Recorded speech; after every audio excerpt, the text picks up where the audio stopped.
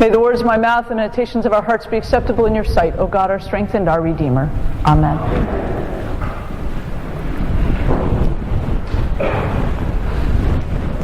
In the weeks leading up to sabbatical, Christine and I were really anxious about leaving home.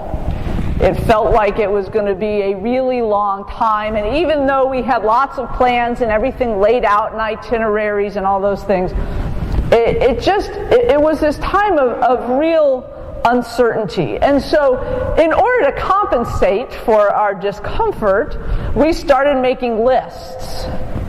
And we had a bazillion lists. We had lists of things that were getting sent ahead. We had lists of things we were taking with us. We had lists of things that needed to be done at the house by us. We had lists of things that needed to be done at the house by other people. We had lists of emergency contacts and phone numbers. We just had lists, and I had the same number of lists here to just try and get some comfort in this thing that felt so uncomfortable and so uncertain. And even the night before we left, we were kind of looking at each other going, are we really leaving tomorrow? Are we going to leave? You know, we could wait a day. We could wait another day. And then it was like, no, we have our plans. We just have to trust, and we just have to go. And so the morning the sabbatical started, we got up at some really ungodly hour of the morning and got dressed and looked at each other and said a prayer and left. Because that's what our job was that day, was to leave.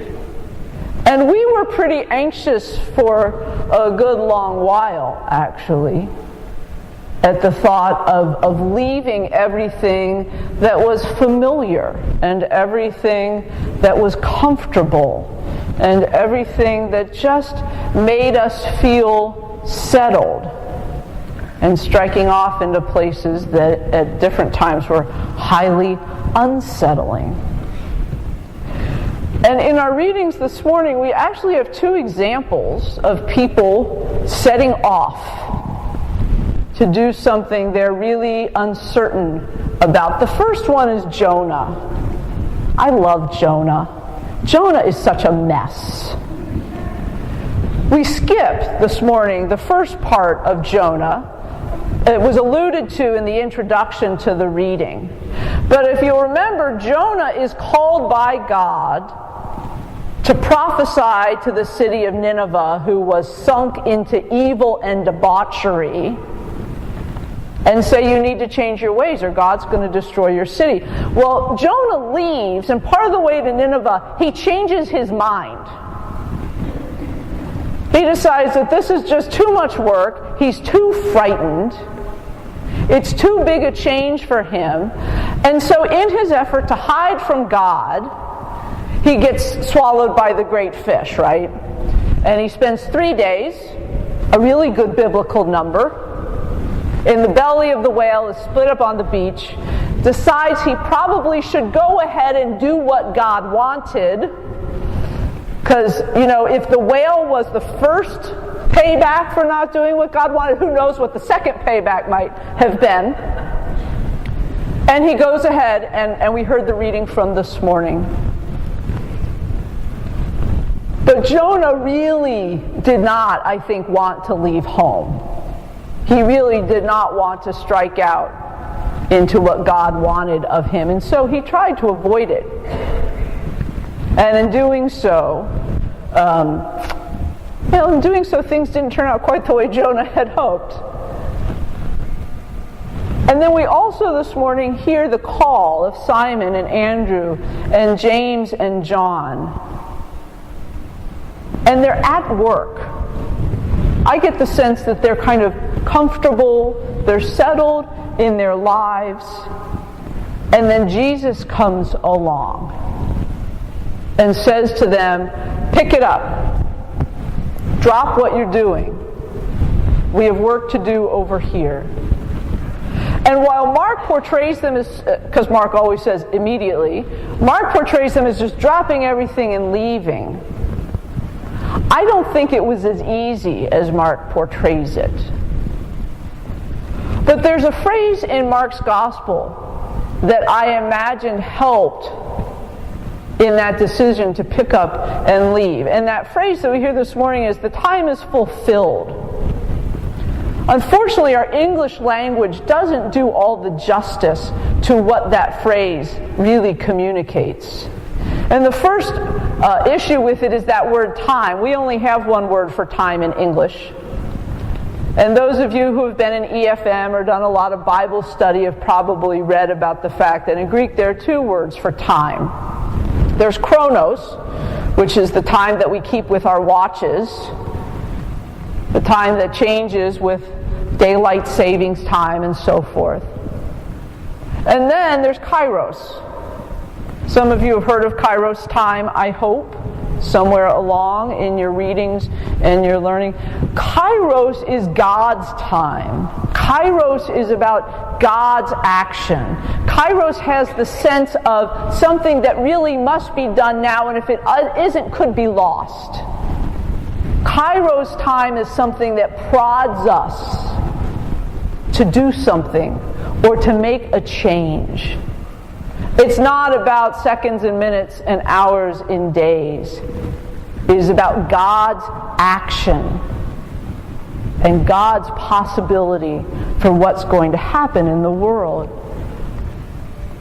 Our English word for time loses all of that essence of what the people reading Mark's Gospel would have heard and understood by what they read. The other word that doesn't do us much justice is that word fulfilled. You know, fulfilled sort of means to us to fill up, to be enough.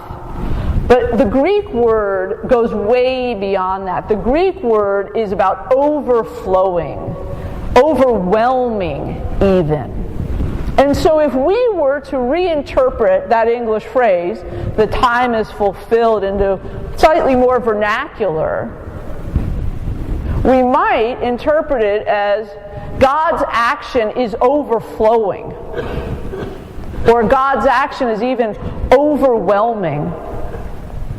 So you could imagine if you were doing your thing, work, school, home, whatever it is, and somebody comes saying to you, God's action and activity in the world is overflowing, and I need you to come and be part of that.